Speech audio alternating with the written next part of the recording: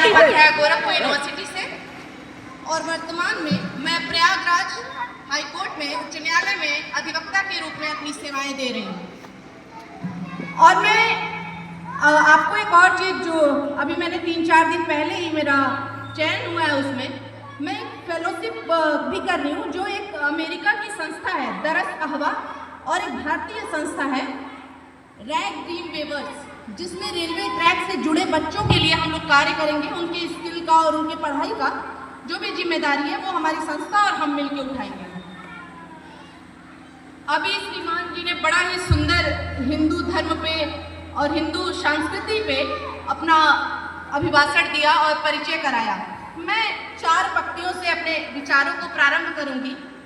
अगर अच्छा लगे तो आशीर्वाद दीजिएगा।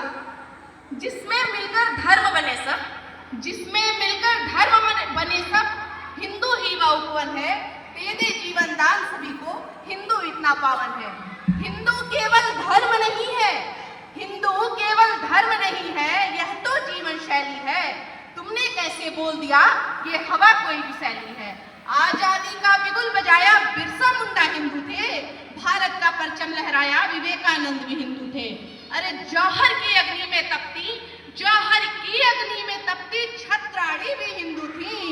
सिर काटकर थाल में रख दी हांडी रानी हिंदू थी। गीता में जो दिया गया, गीता में जो दिया गया उपदेश वही तो हिंदू है। चला रहा भूमंडल को परिवेश वही तो हिंदू है। चला रहा भूमंडल को परिवेश यही तो हिंदू है। ये कुछ पंक्तियां हमारे धर्म को एक बिंदु के बराबर की झलक दिखलाती हैं। चूंकि हमारा सनातन इतना महान है, इतना बड़ा है कि इसको किसी विशेष परिचय की आवश्यकता नहीं। जब इस वर्तमान समय में हमें पता है कि कब कौन से धर्म अस्तित्व में आया, कब मुस्लिम धर्म अस्तित्व में आया, कब ईसाई धर्म अस्तित्व में आया, हिंदू धर्म का वास्तव में अस्तित्व में आने का कोई प्रमाण नहीं मिलता। कोई ऐसा प्रमाण नहीं मिलता कि हम कह दें कि ये 200, 400, 2300, 2400 साल पुराना है। ये काफी पुराना धर्म है, ये आप सब जानते हैं। अभी चूंकि मेरी प्रारंभिक शिक्षा आरएसएस के विद्यालय से हुई है, मैंने यही हाटा के सरस्वती शिशु मंदिर विद्यालय से अपनी प्रारंभिक शिक्षा पूरी की है। तो जिस उम्र में लोग बच्चों को धर्म की शिक्षा देने में हिचकिचाते हैं और सोचते हैं कि अभी बच्चा है क्या ही सिखाना, नाम और पिता का नाम पता है, बहुत है, काफी है, उस उम्र में मैंने धर्म को जिया है, मैंने धर्म को देखा है। हमारे विद्यालय में कोई वैमनस्य नहीं सिखाया जाता, हमें सिर्फ और सिर्फ राष्ट्र और धर्म से प्रेम करना सिखाया जाता है। चूंकि मेरा पारिवारिक माहौल भी कुछ इसी तरह का रहा है। आप सभी के बीच में मेरे बड़े भैया श्री प्रतीक बरनवाल जी बैठे हैं, जिनसे मैंने सीखा है कि अपने आप को धर्म और राष्ट्र के लिए समर्पित कर दो। तुम्हारा परिवार भी तुम्हारे धर्म और राष्ट्र के बीच में नहीं आना चाहिए। मेरी माता जी जो मुश्किल से शायद 5वीं पास होंगी, उनसे मैंने सीखा है कि कर्म करते रहो, क्योंकि कर्म ही पूजा है और पूजा ही धर्म है, और तुम्हारा धर्म ही तुम्हें महान बनाता है, और धर्म ही एक सफल व्यक्तित्व और सफल राष्ट्र का निर्माण करता है। मैं परंतु प्रश्न यह है कि क्या वास्तव में हम अपने धर्म के प्रति ईमानदार हैं? आप सभी यहाँ हिंदू बैठे हैं, कुछ माताएं भी बैठी हैं, संख्या कम है, पर मैं आभारी हूँ कि इतनी ठंड में वो आई हुई हैं। तो मेरा एक प्रश्न है कि आप सब अपने आप से पूछिएगा कि क्या वास्तव में हम धर्म के प्रति ईमानदार हैं? क्या वास्तव में और राष्ट्र और धर्म के प्रति हम सजग हैं? मैं किसी व्यक्ति विशेष या किसी समाज पर लांछन नहीं लगा रही, लेकिन जात पात, ऊंच नीच की आंधी हमारे धर्म में इतनी तेज से बह रही है, इतनी वेग से बह रही है कि अगर इसे रोका ना गया तो हमारे धरोहर, हमारे राष्ट्र और हमारी संस्कृति को ऐसा आघात पहुंचाएगा जिससे निकलना नामुमकिन हो जाएगा। इतिहास साक्षी है, इतिहास साक्षी है कि जब जब आक्रमणकारियों ने हिंदुस्तान पर हमला किया, हिंदुस्तान पर हमला किया, तो उनका उद्देश्य किसी एक जाति को नुकसान पहुंचाना नहीं रहा है, उन्होंने सिर्फ और सिर्फ हिंदू धर्म को नुकसान पहुंचाया है। उन्होंने हमारे सांस्कृतिक विरासत को तोड़ने की कोशिश की है। अभी कुछ ही समय पहले आप पहलगाम की घटना ले लीजिए, जिससे आप सभी परिचित होंगे। आपने देखा कि वहां किसी से ये नहीं पूछा गया कि आप शूद्र हो, आप वैश्य हो, आप क्षत्रिय हो या आप ब्राह्मण हो। वहां पूछा गया कि आप हिंदू हो, और हिंदू होने के नाते उनकी हत्या कर दी गई। एक नारी होने के नाते मुझे गर्व है कि मैं हिंदू धर्म में जन्म ली हूँ, और उत्तरदायित्व भी है कि मैं एक हिंदू परिवार में, एक हिंदू धर्म में जन्म ली हूँ। इसलिए क्योंकि मैं ऐसे धर्म, ऐसे देश से आती हूँ जहाँ कहा जाता है यस्तु नार्यस्तु पूज्यन्ते रमन्ते तत्र देवता, अर्थात जहाँ नारियों की पूजा होती है वहाँ देवता निवास करते हैं। हमारे धर्म में शुरू से ही नारियों को देवी कहा गया है, नारियों की पूजा होती आई है। भले ही विदेशी आक्रमणकारियों की वजह से स्त्रियों को संघर्ष करना पड़ा हो, पर सनातन में सदैव ही नारियां पूजनीय रही हैं।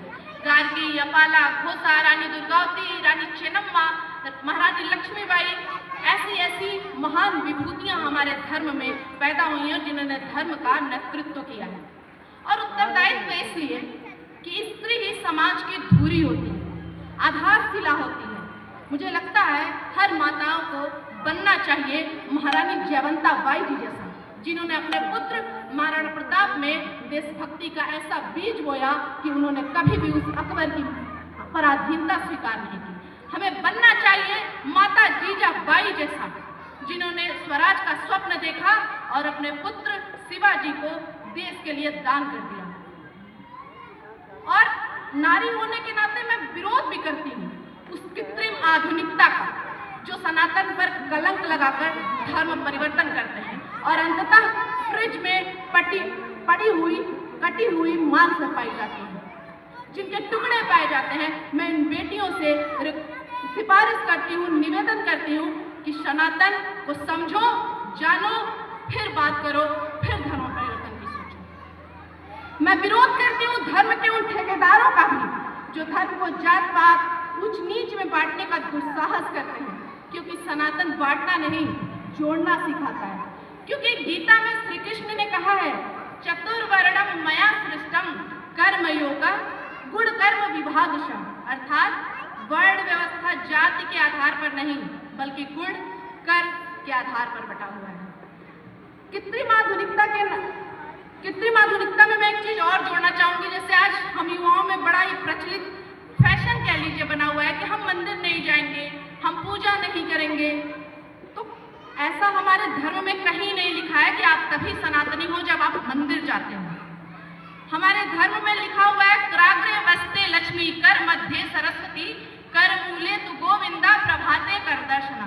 कराग्रे वस्ते लक्ष्मी अर्थात कर के अंत में लक्ष्मी का निवास है, कर मध्य सरस्वती, कर के मध्य में सरस्वती का निवास है, कर मूले तु गोविंदा प्रभाते कर दर्शना, कर के मूल में अर्थात कर के अंत में गोविंद का स्वयं वासुदेव का निवास है।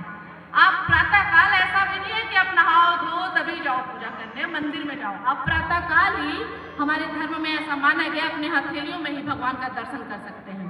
हमारे धर्म में ना कोई सर्वोच्च है ना कोई निम्न।